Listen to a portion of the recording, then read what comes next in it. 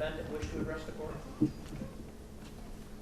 No, sir, I would just like to say I'm sorry to the Dean family, sorry to my family, I'm sorry to the community, and thank you, Your Honor, Judge. I appreciate your time. All right, very good, thank you. The court then has considered the overriding purposes of sentencing contained in Revised Code Section 292911A. The court's cognizant of those purposes, including the protection of the public from future crimes by the defendant, the protection of the public from future crimes by others, and the punishment of the defendant using the minimum sanctions the court determined to accomplish those purposes without imposing an unnecessary burden on state or local government resources. In attempting to achieve those overriding purposes, the court has considered rehabilitation of the defendant, providing restitution to the victim and the public, the need to incapacitate the defendant, and the deterrence of the defendant and others. In looking at the principles of sentencing in Revised Code Section 292911B and C, and in passing this sentence, the court has tried to achieve those purposes by making this sentence reflect the seriousness of the defendant's conduct, its impact on the victim and the victim's family, also to be consistent with sentences for similar crimes and similar defendants, and the court will not base this sentence on race, ethnicity, gender, or religion. Here, the court, in looking at the factors to consider in felony sentencing, would first note, after reviewing the victim impact statements, certainly many of them asked for a sentence that would be appropriate in a murder case. Here, the defendant has pled to a charge. It's not a murder offense, and the court is bound to go by the rules to be followed in sentencing under the charge for each of the charges that he has pled to. In considering those charges here, the court would note, as far as the case being more serious, obviously the level of harm that was suffered by Amanda Dean was the most significant type, that being death. Certainly the impact on her family, her friends, and the community was substantial, as was demonstrated by everyone's appearance here today in these matters. The relationship of the defendant with the victim certainly was a factor in the offense here. In addition, the moving and desecration of Amanda's body, the concealing of the crime for many years does show a significant lack of remorse and also imposed on the family a very untenable situation where they did not know what had happened to their relative, their daughter, their sister, their cousin, their friend, and had to suffer through that experience for many years prior to the court coming, prior to the case coming before the court. As far as it being less serious, the court doesn't find that there are any factors that would be applicable. As far as recidivism being more likely, the court would note that the defendant did not have a significant history. There were apparently some minor misdemeanors that were in the background, but nothing that would indicate that this type of level of offense would be in the offing. As far as remorse, that's the more difficult issue here. The defendant, as the state indicated, did cooperate. However, that cooperation was only after the state had turned the matter over to DCI and discovery was provided to the defendant. The defendant did keep the matter to himself and secretive, did go about in the worst possible fashion, disposing of the body and destroying the evidence. And for that purpose, put the family in a terrible situation for that number of years, which to the court indicates a serious lack of remorse as to those factors. As far as recidivism being less likely, there's no serious past history of criminal activity. The defendant, again, would note that there was cooperation at some point with the authorities once the case had proceeded in this fashion. Based on those factors, the court would impose the following sentence as to count 1, tampering with evidence, a felony of the 3rd degree. The court's going to impose a 2-year prison sentence. On count 2, gross abuse of a corpse, a felony of the 5th degree, a 1-year prison sentence. The court finds there that the maximum sentence would be appropriate based on the facts and circumstances of this court, or in this case, and the dismembering and the burning of the body, and then disposing of it in such a fashion that unfortunately the family was left without any remains to deal with for their daughter.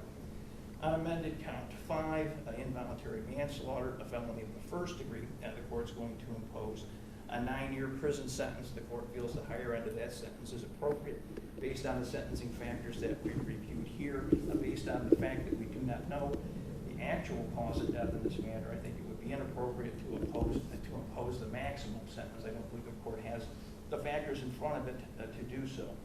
As far as count 6, tampering with evidence of felony of the 3rd degree, the court is going to impose a 2-year prison sentence there as well. The court is going to run those sentences consecutively to each other. The total sentence to be served then would be a total of 15 years. And going to require that the defendant pay the cost of the proceedings in this matter. And as far as the consecutive nature of the sentence, the court would find here consecutive sentences are necessary to protect the public from future crimes and to adequately punish the offender. They're not disproportionate to the seriousness of his conduct, nor the danger that he poses to the public.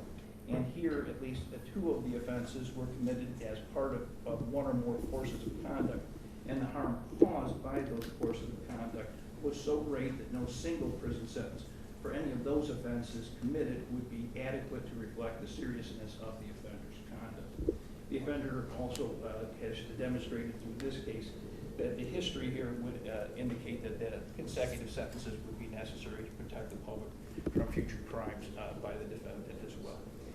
In looking at the potential for a reduction of a sentence here, the court would indicate that the risk reduction sentencing and IPP programs would not be available based on the level of offense. Potentially, there would be a reduction available through transitional control if the sentence exceeds 1 year, and that decision would be left up to the Department of Corrections if the defendant were to qualify.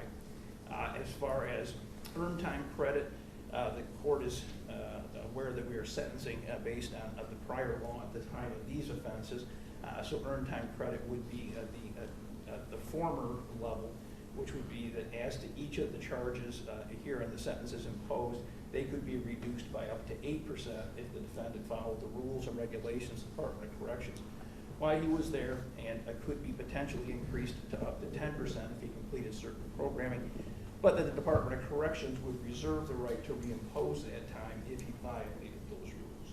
I understand that, Mr. Reer. Yes, sir. There is post-release control in this case as well, because it was a felony of the 1st degree. Upon release from prison, the defendant would be placed on supervision by the parole board. That would be for a period of 2 to 5 years. And if you violate those terms and conditions, at that time you could be returned to prison for up to 9 months for each violation, up to a total of 50% of your originally stated prison sentence.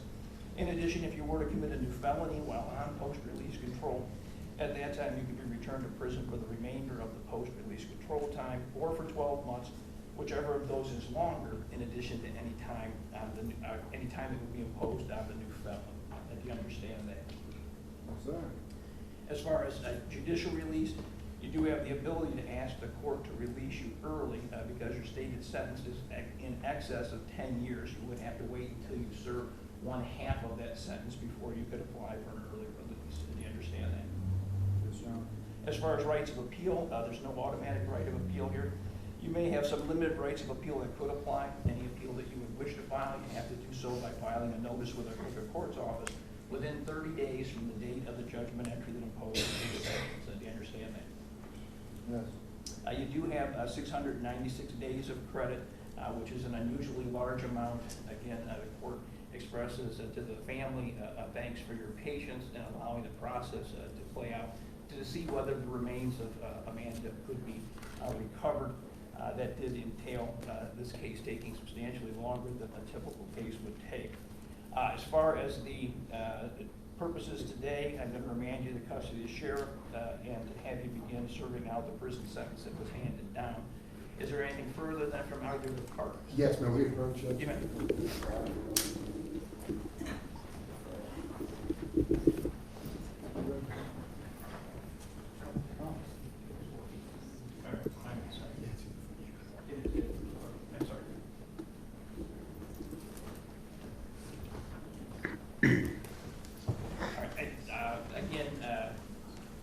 My apologies, the math was incorrect. It was a total of 14 years to be applied.